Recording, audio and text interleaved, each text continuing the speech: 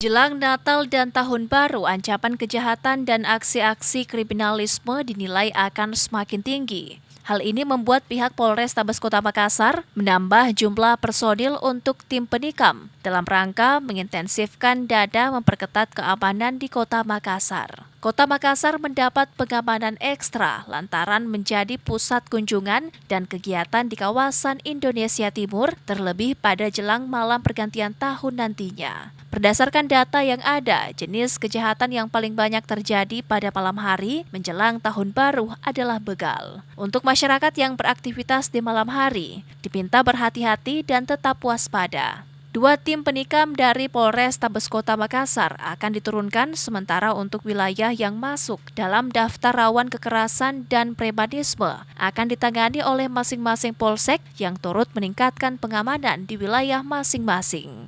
Kita tidak memungkiri ketika sudah menjelang tahun baru itu dimanapun pasti ancamannya semakin meningkat. Maka dari itu kemarin kami tambahkan lagi personil untuk anggota penikam yang tadinya 2 tim, kita tambah 2 tim lagi jadi total 4 tim, dan mereka khusus bergerak di malam hari.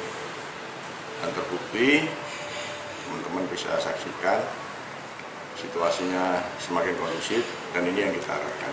Daerah rawan tentunya kan tidak semuanya di tim penikam ya, tentunya juga wilayah polsek, terus pelibatan warga, ini kan tetap kita harus lakukan.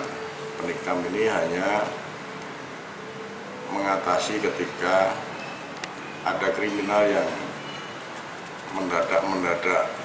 Kapolrestabes Kota Makassar juga menyiapkan tim pengamanan di wilayah perbatasan Kota Makassar untuk mengantisipasi adanya ancaman Kantipmas.